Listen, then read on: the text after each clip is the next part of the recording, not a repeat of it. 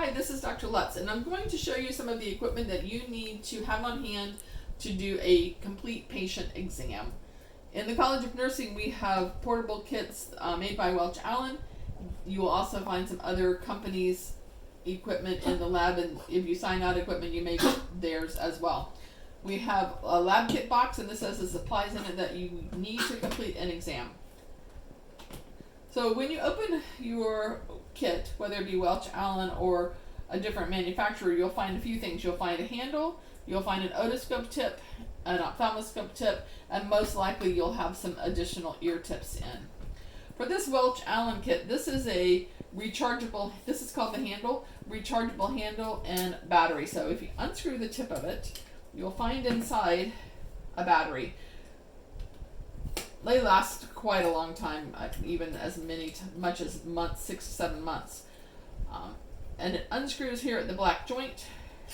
So at the end of the night, you need to be sure that either you have plugged in your otoscope handle or your MA or nurse has plugged in the otoscope handles, because what you don't want to happen is that you come back to work in the morning and you don't have any juice in your battery.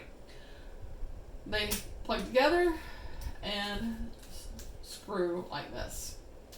This is the on-off switch on this unit, and you've got a tip that you will attach your otoscope to. So let's look at the otoscope first. So you've got some buttons here and you've got some slots here. So you put the button in the slot, attach them and turn, and your otoscope is attached. To turn it on, you push the button down, turn it, the light comes on.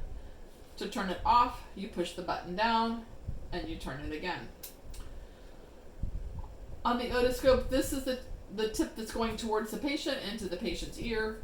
This is the part that you're going to look through, and this is the wheel that you can turn to change your focus. It always starts out on the green, and then you can go up or down as you need to. They really don't need a lot of adjusting. You'll see a lot of people doing this, and what this means is that they really don't know what they're looking at and they're trying to figure it out, so they're nervously turning the button. It turns at one click at a time, so at the most you might need one click up, one click down to really sit there for a minute and see. But if somebody's looking through it and they're doing this, it means they're not seeing something, or they don't know what they're looking at. So keep that in mind. You'll take the tips, and the tips, same system. It has a button here, goes into a slot here, push it in, turn it, and then it's stuck and attached. So to examine your patient, you have a couple of ways that you can hold the handle. I'm right-handed, so I'm going to push the button down, turn on my otoscope. I've got my tip on.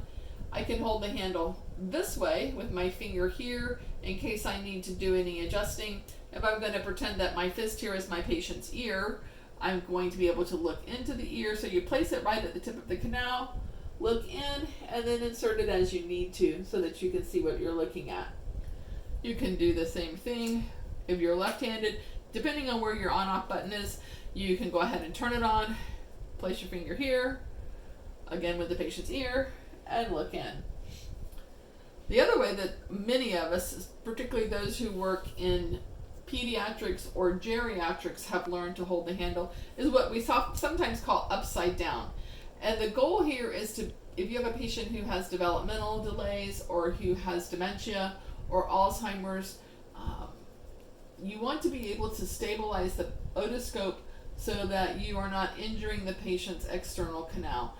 So you're going to position your hand really far down the handle of the otoscope, and you're going to use your pinky to balance on the patient's head. So again, we're going to pretend this is the ear, this is the patient's head.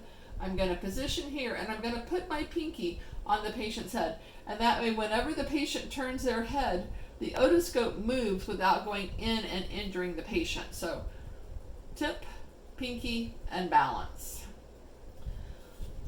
Then you can always change the tip as you move between patients. The ophthalmoscope head, let me just show you a little bit about it. It has two sides. One has a bar across the top. We like to pretend or call this the eyebrow, and it's the part that's going to fit across your eyebrow. This is the area where you look through, and then this area in here is going to be a number either in red or green, and it depends on how you turn the diopter wheel. This is the diopter wheel, and you can adjust it on the right side or on the left side depending on if you're right or left-handed. Some otoscopes have, this one has two different settings. One to go for the green to the X or the center in the middle with a clear circle. One to change the shape of the light source. Depending on which otoscope you have, you've got to learn how to use it yourself, so make sure you always practice with your otoscope beforehand. Your ophthalmoscope beforehand. So it goes in the same way, button into slot, turn it, and turn it on. The same way, push down and turn. So you're going to make sure when you're examining your patient is sitting here in front of you, and you're going to use your right eye to examine your patient's right eye. So this is my patient's right eye. I'm going to position the ophthalmoscope on my eye, and I'm going to look towards my patient's right eye. Now the reason you do right eye to right eye is, if you notice, I'm leaning in this direction, so my mouth and nose are facing this way, my patient's mouth and nose are facing this way. When I change to left eye, I can simply turn left, my patient's left eye, and I look again, left eye to left eye. Patient's nose has changed position, my nose has changed position. What you don't want to do is do right eye to left eye, because if you do that, you're going to notice that my nose and the patient's nose and mouth are touching, and that is way too close and way too personal for a physical exam. So right eye to right eye, left eye to left eye. Keep that in mind. When you're using an ophthalmoscope, it's a flashlight, really, basically. So it's kind of like you're looking in a forest. So that's why you see people having to look and turn, because the only way to see what you're looking at is to turn the light source. You'll disconnect, put it in the case, and then put it all together. So that is the otoscope and ophthalmoscope. Now in the lab kit, you have a choice of coming into lab to borrow a lab kit for a 1 week period of time. You've got to make sure that you bring it back within that period of time, because there are hundreds of students taking these courses across the college, and everybody needs a chance to borrow it. We gave you a list of supplies early on this semester so that you could provide your own supplies. This works particularly well for those of you who live out of town and don't have the opportunity to come back and forth on a Monday and a Friday to Tampa. So let me show you what are the things you're going to need to collect to do a patient exam. There's some alcohol swabs, and you can use those to clean your equipment. You'll use cotton balls. So cotton balls are useful during the HEENT exam, particularly when you're checking cranial nerves, and then again at the end of the semester when you're doing your neurological exam. You use them for soft dull checks on the patient. So a collection of cotton balls is good to have. You'll need a reflex hammer, because it's not appropriate to use the head of your stethoscope as a reflex hammer, though all of us have seen providers do that. With a reflex hammer, the key is to make sure that the motion occurs in your wrist, and you're going to just use a quick up and down motion. The flat part can be used if you're checking reflexes in the wrist. The more pointed part is good for the antecubital area. But again, no heads of stethoscopes as reflex hammers. Make sure you grab one. You have a pen light in our lab kits. Honestly, I don't own a pen light because I use my otoscope handle as my pen light. Otoscopes work wonders for checking ears. You can check pharynxes. You can check pupils. Everything works nicely with that otoscope. But if you like pen lights, you can have a pen light. The next thing you need to make sure that you have is tuning forks. And you can see that these two tuning forks are different just simply because we've got two different companies making them. Some companies make strictly the straight tine forks. Other companies make the ball at the end forks. The key is to make sure that you have the two different numbers. You need a 512 and you need a 128. So you have to have both of them to do a complete exam. The other thing about tuning forks is to make sure that you know how to hold them. You need to hold them by the tip, not the tines. So let's see if we can hear this. You hear it, and as long as I'm holding it here, that noise continues.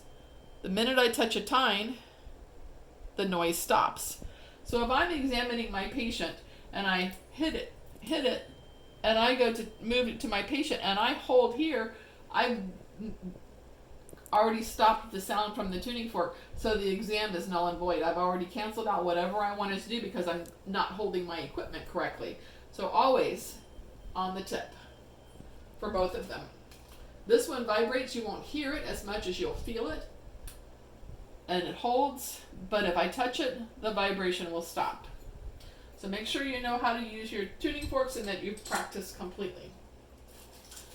If you buy your own otoscope or borrow an otoscope or use the lab one, you'll find that we have extra ear tips, and it's 1 ear tip per patient. So you never want to reuse ear tips on other patients.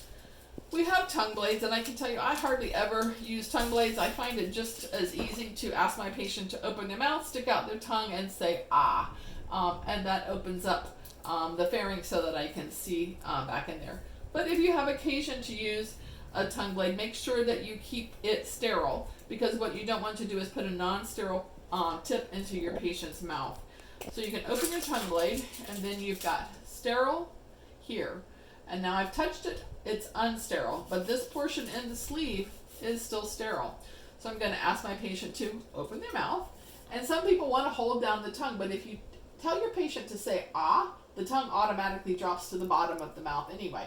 But some people like to push it because it makes them feel like they're doing a better exam. So open your mouth, put the tongue blade on the patient's tongue.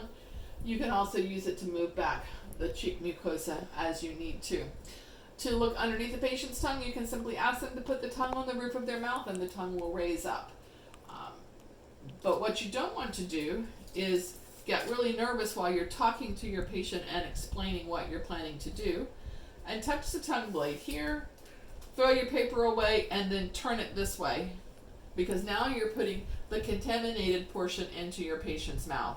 And many patients will stop you if they realize what you've done, because they don't want those germs being transferred into their mouth. So be cautious when you're using a tongue blade. Make sure you know that how to use it and that you're using it appropriately. You might need some Q-tips. So Q-tips are great for a couple of things. The biggest one that we use them for during exams, if we're not don't have cotton balls and things, is you can also use a Q-tip for your soft, dull portion of your exam, and then this part becomes your sharp. So you notice it's not really sharp, but it's sharper than the Q-tip part. So you can tell your patient, this is going to be dull, this is going to be sharp, and again, it's going to be dull or soft and sharp. Occasionally you'll see our providers that will break the tongue blade in half. You're going to be really careful, because this then becomes really sharp. I don't think that's the best idea. If you do it, try and get it a little bit duller before you use it on your patient. But you'll then show them sharp or dull, and then again sharp here. So let me do these. You might find that you have a couple of different things. You could also use a Q-tip, a paper clip as a sharp dull. If you straighten out one portion of a paper clip, you've got a sharper and a dull portion here. Paper clips are also used during the neuro exam for discrimination, so making sure your patient can tell objects. So you can use a paper clip and have them put the paper clip in their hand, and they say, oh, that's a paper clip. Yep, that's a paper clip. Or you could use a quarter or any kind of coin. The patient doesn't have to get the denomination right, they just have to be able to tell that it's a coin. Another thing that works good is a key. Give them a single key, and they can just say, yep, that's a key. You'll need a vision chart that works. This one is, if you read the directions, it's 6 feet from the eyes in good light, so you'll measure out. We have a very small ruler here, but you can also use a adjustable tape measure or paste it off in your clinic. This one's going to be held 6 feet from the eyes. There's some Rosenbaum charts that you're going to use that are held 14 inches from the eye, 2 different tests, a Rosenbaum and a Snellen. So make sure you read up on those 2 tests and understand what you're actually checking with those 2 different tests, because you're not checking the same thing. So that then is the equipment that we need to perform a physical exam. Some of the offices that you're in for your clinicals will have these in little containers against the wall. Others may have them in a kit, but not usually. But we do this for ease of students so that they can pack all of their things together. So then that becomes the equipment that you need to have secured and have on hand and have working appropriately as you prepare to do your patient videos this semester. And then next semester, as you enter into clinicals, you need to make sure that you understand how to work all of the equipment so that you could do an exam on your patient. All right, thank you very much.